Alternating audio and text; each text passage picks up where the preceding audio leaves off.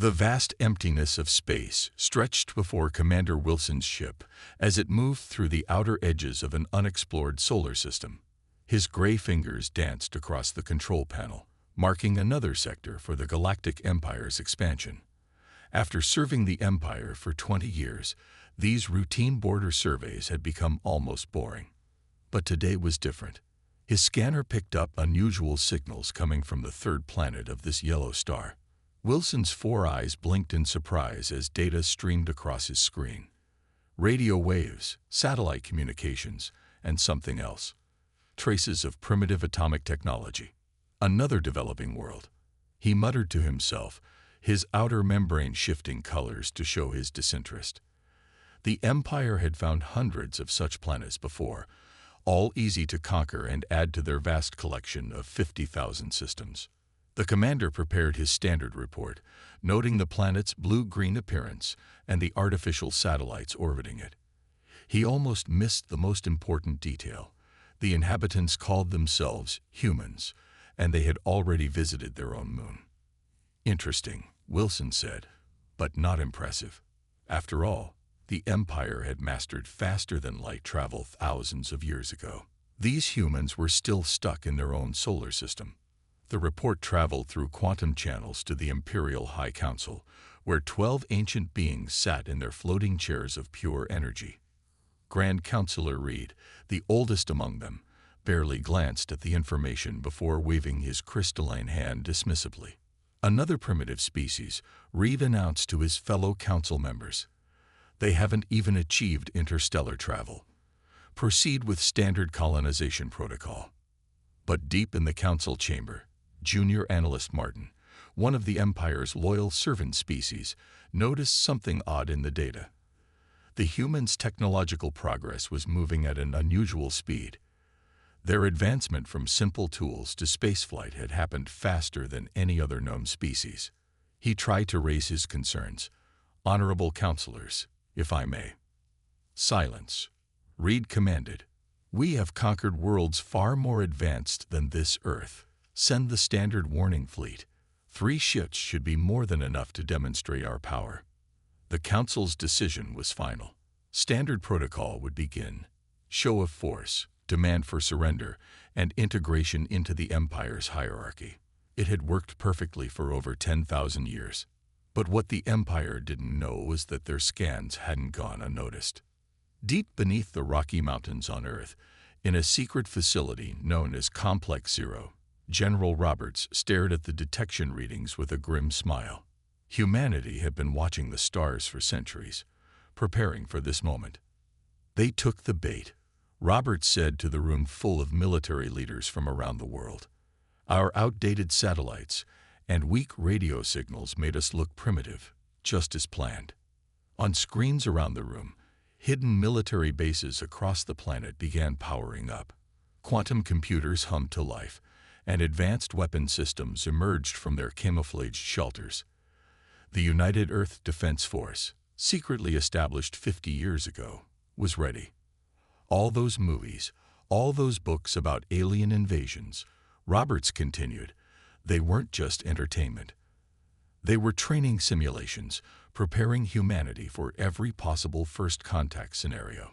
In orbit, thousands of stealth satellites shifted positions slightly, their true capabilities still hidden from the Empire's scans. Meanwhile, bases on Mars and Europa went into silent alert, their existence unknown to the approaching threat. The room fell quiet as Roberts pulled up the final report. Ladies and gentlemen, Operation Playing Possum is now active. All defense grids are online. Quantum communication networks are green. The Empire thinks they're dealing with a primitive species that will surrender at the first sign of superior technology. He smiled again, but this time there was no humor in it. Let them come with their 3 ships. Humanity has been preparing for this fight since we first looked up at the stars and wondered if we were alone. In the depths of space, Commander Wilson's ship turned away from Earth, its crew completely unaware that they had just started the chain of events that would change the galaxy forever. The humans weren't primitive at all.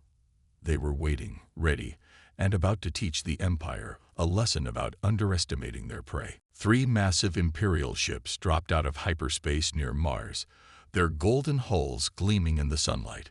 Each vessel was 5 kilometers long, designed to strike fear into primitive species with their very appearance.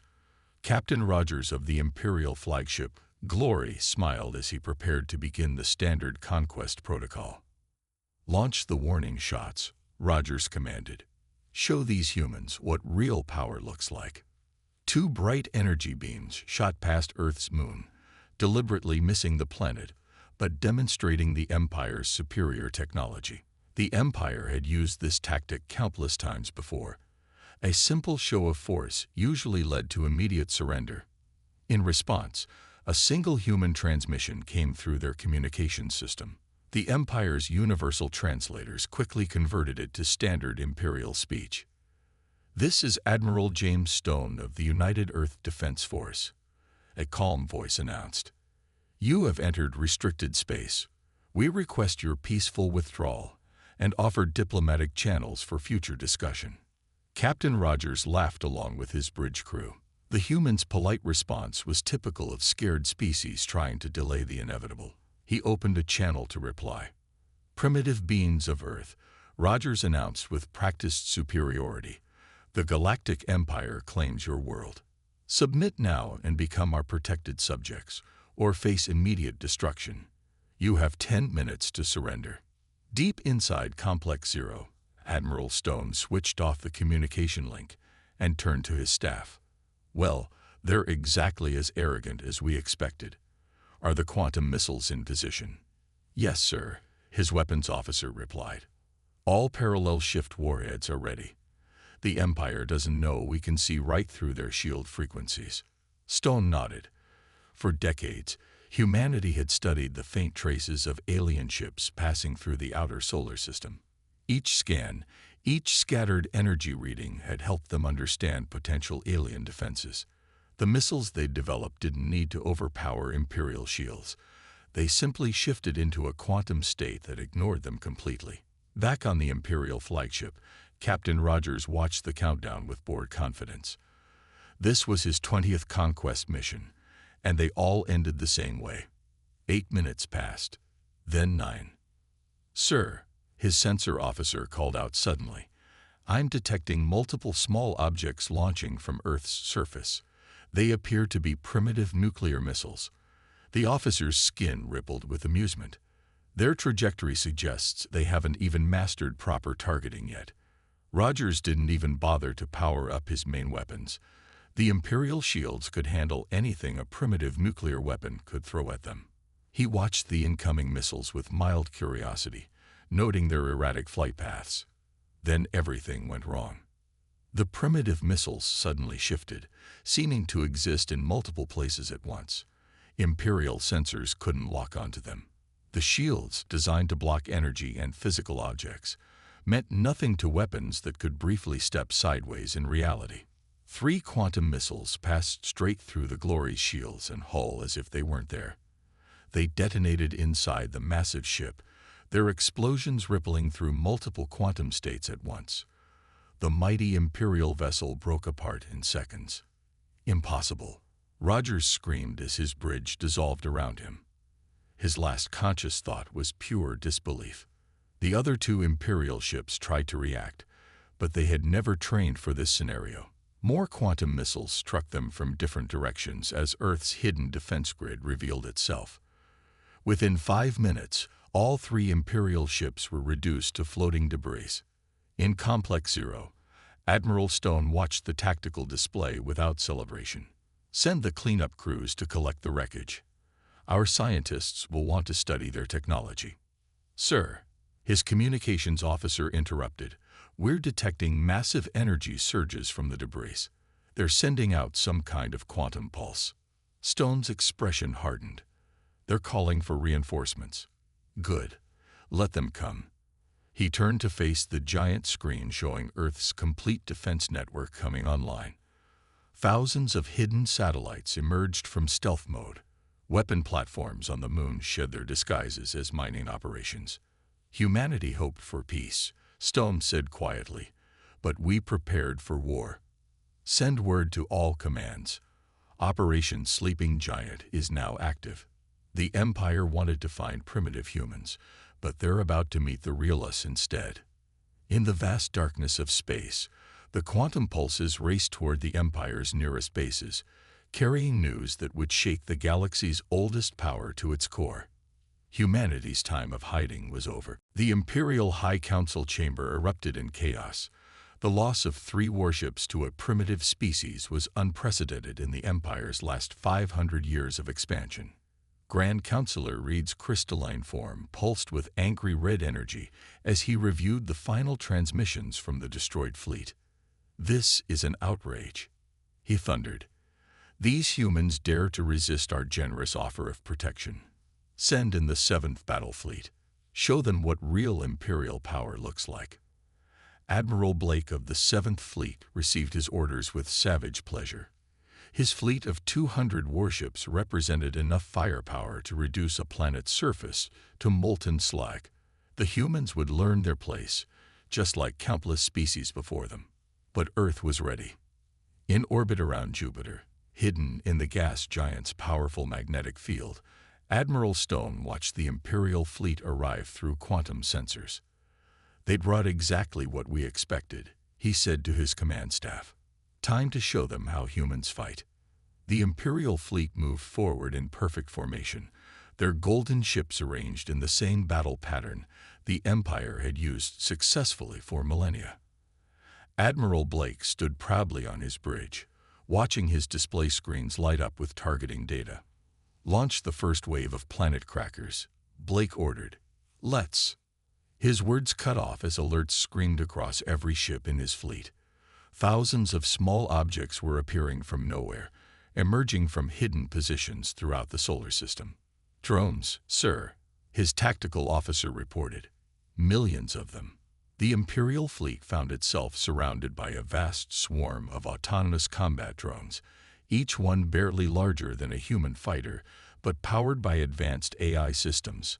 Unlike the predictable attack patterns the Empire was used to, these machines moved in chaos theory patterns, making them nearly impossible to track. "Impossible," Blake shouted as the first wave of drones struck. Their technology was primitive just months ago. What he didn't know was that Earth had been hiding its true capabilities for decades. The drones weren't new. They were just finally revealed. They struck in unpredictable patterns, their quantum-shifted weapons bypassing Imperial shields just like the missiles had done before. But the Empire hadn't survived for 10,000 years by being weak. The Imperial ships began adapting, their energy weapons filling space with deadly beams. Many drones were destroyed, but there were always more to take their place. Then Earth revealed its second surprise. "Gravity Lance platforms active," Stone's weapons officer reported. "The gas giant is in position." Hidden stations around Jupiter activated, using the gas giant's massive gravitational field as a weapon. Focused beams of distorted space-time reached out toward the Imperial fleet, turning their perfect formation into chaos as ships were pulled in different directions. "Break formation," Blake ordered, but it was too late. His carefully arranged fleet scattered, individual ships fighting desperately against gravitational forces they'd never encountered before. The drone swarms struck the isolated vessels, overwhelming them one by one. In less than an hour, 50 Imperial warships had been destroyed. The rest were damaged, their crews shocked by the savage efficiency of Earth's defense. Blake stared at his tactical display in disbelief as a new transmission came through. "This is Admiral Stone." The human voice was calm and professional. "You've seen a small demonstration of our capabilities. Withdraw now, and we'll allow you to leave our solar system intact." Blake's hands trembled as he received reports of humans boarding his damaged ships, somehow bypassing security systems to steal Imperial technology. This wasn't how primitives were supposed to behave. This wasn't following any of the patterns in Imperial military doctrine. "Full retreat," he ordered, his pride shattered. "Get us out of this system." As the remaining Imperial ships flowed into hyperspace, Stone turned to his staff in Complex Zero. "They'll be back," he said quietly. And next time, they'll bring everything they have. Launch Operation Starreach. It's time humanity took the fight to them. In secret bases across Earth, advanced shipyards powered up. The ships they'd been building in secret were almost ready. The Empire thought they had retreated, but humanity was just getting started. The Imperial Border Station's sensors detected the approaching ship too late. By the time the alarms sounded, the sleek black vessel had already launched its attack. Its hull seemed to absorb light itself, a product of decades of human stealth research. "What kind of ship is that?" the station commander asked in panic. No answer came. His crew was already unconscious, dropped by an invisible gas that had bypassed all their filters. The ship's name was Shadow, and it represented humanity's first step into the stars. Inside, Captain Thomas and his crew moved quickly through the station in their advanced combat suits. Unlike the rigid, ceremonial armor of the Empire, these suits were designed for one thing: efficient combat. "Download complete," Thomas's tech officer reported. "We have their star maps, shipping routes, and defense protocols."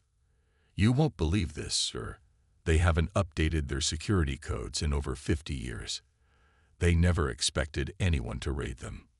Back on Earth, teams of scientists and engineers worked day and night, studying captured Imperial technology.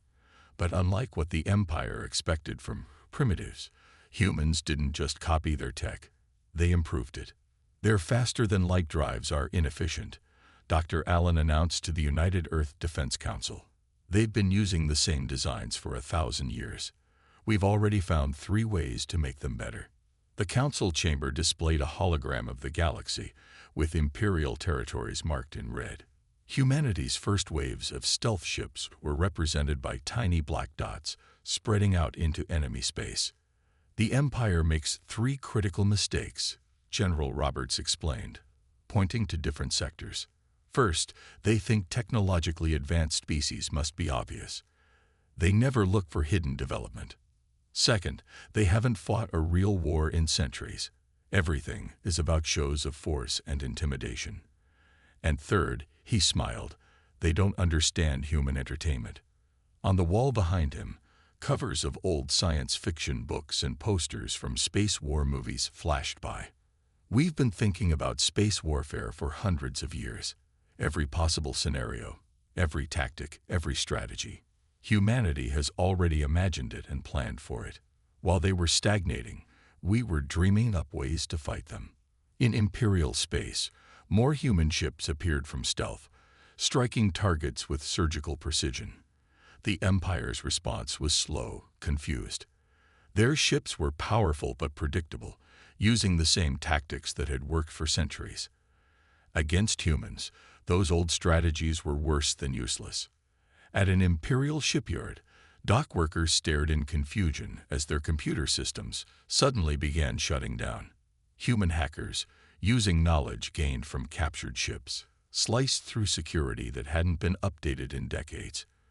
By the time Imperial forces responded, 3 of their newest warships had already been stolen. "This is impossible." An Imperial admiral raged in his command center. "How are they advancing so quickly? How do they know our systems so well?" The answer came from an unexpected source, an Imperial cultural expert watching recovered videos from Earth's entertainment archives, made a startling discovery. "They've been preparing for this their entire history," she reported to the High Council. "Look at these movies they made: space battles, first contact scenarios, alien invasions. What we thought was primitive entertainment was actually a training program for their entire species." On the edges of Imperial space, more species began to take notice.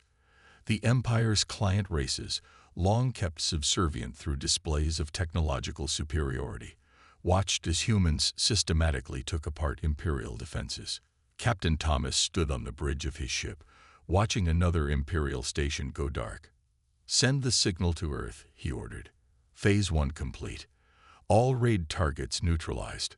His communications officer nodded, sending the encrypted quantum message that couldn't be intercepted or blocked. On Earth, dozens of massive ships emerged from hidden underwater bases. Unlike the stolen Imperial vessels, these were entirely human-designed, incorporating centuries of theoretical work with captured alien technology. The Empire thought they had contained humanity in one solar system. They were about to learn how wrong they were. The Imperial Council watched in horror as their holographic galaxy map turned dark in sector after sector, not from destruction, but from something worse: silence. Their communications network, unchanged for 1,000 years, had suddenly stopped working. "What's happening?" Grand Counselor Reed demanded, his crystalline form flickering with anxiety. "Why can't we contact our fleets?" In the darkness of space, human ships appeared near every major Imperial communications relay. Instead of destroying them, they did something far more devastating. They revealed the existence of an entirely new communications technology. Admiral Stone stood on the bridge of the flagship, Humanity's Hope, watching as the quantum entanglement network went live. Unlike the Empire's predictable quantum pulse communications, this system used paired particles that existed in two places at once. It was impossible to intercept or block. "Send the message to all resistance groups," Stone ordered. His communications officer nodded, and across Imperial space, subjugated species received the same transmission simultaneously. "The Empire can no longer hear you. You are free to speak. You are free to rise."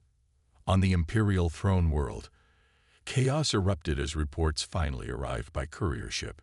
A dozen client species had declared independence. Imperial governors found themselves surrounded by populations that no longer feared their technology. How are they coordinating these attacks? The Imperial fleet commander paced in his command center. "Our ships are ready to respond, but we can't receive targeting data." But humans weren't just fighting the Empire. They were teaching others to fight back.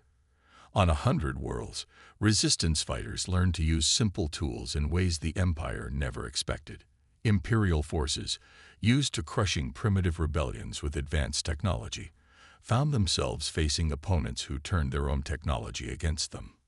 "The humans showed us the truth," announced the leader of the Centauri resistance. The Empire's power was never about superior technology. It was about keeping us afraid and divided. Not anymore. In orbit around a contested world, an Imperial battle group prepared to bombard the rebel population into submission. It was a standard tactic that had worked for centuries. But this time, something changed.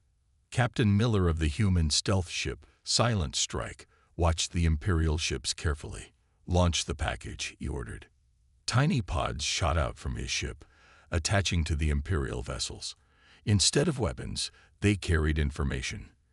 Detailed technical specifications of Imperial ships, their weaknesses, and ways to defeat them. The rebels below would know exactly where to strike. The Empire had never faced an enemy like this. Humans didn't just fight. They taught others to fight. They didn't just resist. They showed others how to resist. Each victory became a lesson, shared instantly across the quantum entanglement network. In the Imperial High Council chamber, a junior analyst finally understood. "The humans," he explained to the Silent Council, "they're not just winning battles. They're changing how war works in our galaxy." The Empire had ruled through fear and technological superiority. But humans brought something new: hope. Hope and knowledge spread faster than the Empire could contain it. Admiral Stone received reports from across the galaxy. Imperial ships were being disabled by techniques humanity had developed. Former slave species were using Earth's strategies to win their freedom. The carefully maintained hierarchy of the Empire was collapsing. The Empire made one final mistake, Stone told his crew. They thought keeping their subjects ignorant would keep them weak.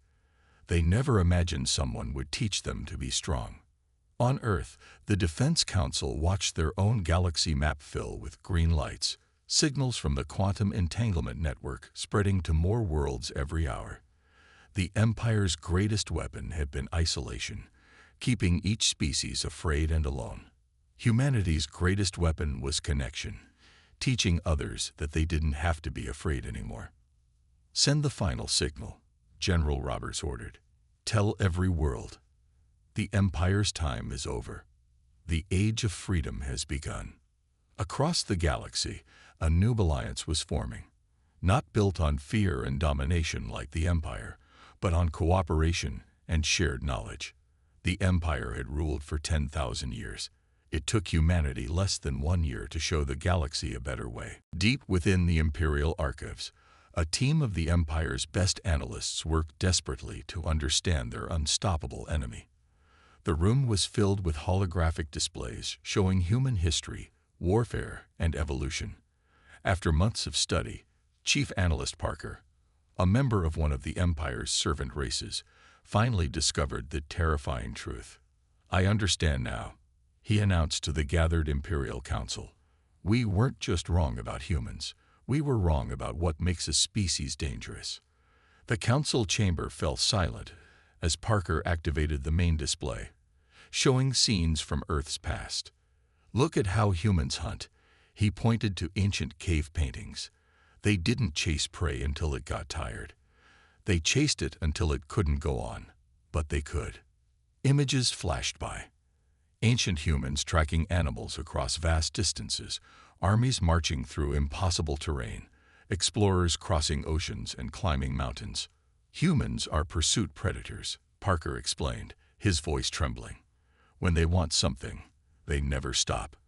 Every other species we've encountered evolved to fight quickly or hide. Humans evolved to keep going until they win." Grand Counselor Reed's crystalline form darkened with concern as more data appeared. "Show me their warfare history," he commanded. The displays filled with scenes from human conflicts. Unlike the Empire's ceremonial battles and quick surrenders, human wars were full of adaptation and endless determination. When one strategy failed, they tried another. When they lost battles, they learned and came back stronger. "Their entertainment wasn't just training for space warfare," Parker continued. "Every story they tell is about overcoming impossible odds. Every game they play is about finding new solutions." They turned imagination into a weapon. In orbit around the Imperial throne world, automated probes suddenly appeared, broadcasting on all frequencies. They showed footage of human achievements, crossing oceans, flying through skies, reaching their moon. Each clip ended with the same message: "We never stop. We never give up. We're coming." The Imperial Military Command was in chaos. Reports showed human tactics evolving faster than they could counter them. Worlds that had been loyal to the Empire for thousands of years were now declaring themselves neutral, afraid of being on the wrong side when humans arrived. "There's more," Parker said grimly. "Their bodies are built for the same thing as their minds. Endurance. They can survive injuries that would kill most species. They can adapt to almost any environment. And worst of all," he paused, "they can eat almost anything. We can't starve them out. We can't wait them out. They just keep coming." A junior council member spoke up, his energy form pulsing with fear. "Surely they have some weakness, some limit to their resources." Parker shook his head. "Their greatest resource is their mind. They turned their oldest weaknesses into strengths. Too soft. They made armor. Too slow. They built machines. Too weak. They created tools. Every problem they face becomes a solution they can use." In the darkness of space, human ships appeared and disappeared at will, striking Imperial targets with increasing precision. Each attack taught them more about Imperial technology, which they improved and shared with their growing alliance of freed worlds. Even now, they're still adapting. Parker showed the latest battle reports. "Our weapons work perfectly against any normal enemy. But humans, they treat our attacks as puzzles to solve. They're already teaching other species how to do the same." The Imperial Council sat in stunned silence as they realized the full truth. They hadn't just found another spacefaring species. They had awakened something that would never stop until it achieved its goal: freedom for every species in the galaxy. "Send the word to all remaining loyal worlds," Reed finally ordered, his voice heavy with defeat. "Any system that detects human activity is to withdraw immediately. We cannot defeat an enemy that treats defeat as nothing but a temporary setback. As the council session ended, Parker looked one final time at the display showing human history. "We thought our empire was eternal," he whispered, "but we never met anyone like them before. They don't just want to win. They want to make sure no empire can ever do this again." The Imperial Palace, which had stood unchanged for 5,000 years, now echoed with heated debates. Half of the Empire's worlds had already declared independence or joined the new human-led alliance. The remaining Imperial Council members faced a choice: adapt or fade into history. "The old empire is dead," announced Council Member Taylor, one of the younger leaders from a reformed Imperial world. "We must change, or we will lose everything." In Earth's orbital command station, Admiral Stone received the Imperial message. The mighty Empire, which had ruled the galaxy for 10,000 years, was offering unconditional peace talks. "They finally understand," Stone said to his staff. "But this isn't about victory anymore. It's about building something better." The new Galactic Coalition took shape in ways the Empire could never have imagined. Instead of one species ruling over others, each world sent representatives to a shared council. Human quantum entanglement technology let them communicate instantly across vast distances, making real cooperation possible for the first time in galactic history. "We don't want your submission," Admiral Stone told the gathered representatives of 1,000 species. "We want your ideas, your dreams, your unique ways of seeing the universe." In the former Imperial shipyards, human engineers worked alongside alien technicians, combining technologies in ways neither species had imagined before. The rigid hierarchy of the Empire gave way to an explosive burst of innovation and creativity. "Look at what they've done," former Chief Analyst Parker told the remaining Imperial Council members. "In 1 year, they've advanced technology more than we did in 1,000. Not through control, but through cooperation." On Earth, the Defense Council reviewed reports from across the galaxy. Former Imperial worlds were transforming rapidly. Species that had been kept dependent on Imperial technology were now developing their own. The galaxy was awakening from its long sleep. "The Empire's greatest mistake wasn't attacking us," General Roberts explained to a group of alien military leaders. "It was thinking that keeping others weak made them strong. Real strength comes from lifting each other up." In the depths of space, the last holdouts of the old empire watched as their power crumbled. Their final secret directive spread among their remaining loyal worlds: "If you discover humans in your space, run. They cannot be defeated because they do not understand defeat. They only understand forward movement." But even as this warning spread, more Imperial worlds chose a different path. They didn't run from humans. They ran toward the new coalition, seeking to be part of something greater than an empire built on fear. Humanity's greatest weapon wasn't their technology, a former Imperial governor told his people. It was hope. "They showed us we could be more than servants. We could be partners." 1 year after the first Imperial ships entered Earth's solar system, the galaxy had changed forever. The Coalition's ships carried crews from dozens of species, each contributing their unique strengths. Former enemies worked together, solving problems that had stumped their ancestors for generations. In the new Coalition's main assembly hall, Admiral Stone stood before representatives of over 1,000 worlds, former Imperial planets, independent species, and newly discovered civilizations who no longer had to fear contact with others. "The Empire thought they were the end of galactic history," he said to the gathered assembly. "But they were just the beginning. Together, we'll explore not just new spaces, but new ways of thinking, new ways of cooperating, new ways of growing." Above Earth, ships from across the galaxy gathered for the first Coalition science exhibition. Unlike the Empire's displays of military power, this was a celebration of discovery and innovation. Each species brought their unique perspectives and technologies, sharing freely what the Empire would have kept secret. As Admiral Stone watched the ships of 1,000 worlds moving in harmony above his home planet, he smiled. "We didn't just end an empire," he said quietly. "We started a renaissance." The last Imperial report ever sent contained just 3 lines. Humanity does not seek to rule. They seek to grow, to learn, to explore. And they want to take everyone with them. The age of empires was over. The age of cooperation had begun.